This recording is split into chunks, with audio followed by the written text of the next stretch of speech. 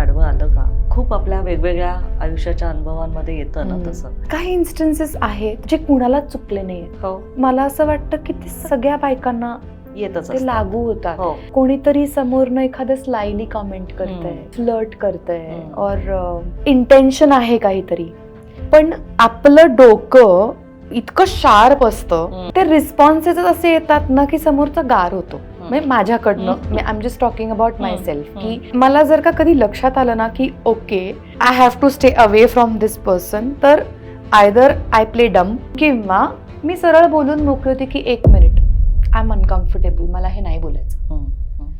तर आज मुलं पण सेम ह्याच्यातनं जातात की एखादी पॉवर मध्ये असलेली बाई is actually misusing her power play आहे. आणि मग तेव्हा त्यांच्यामध्ये आय थिंक ते बाई पण कधीच आडवं येत नाही.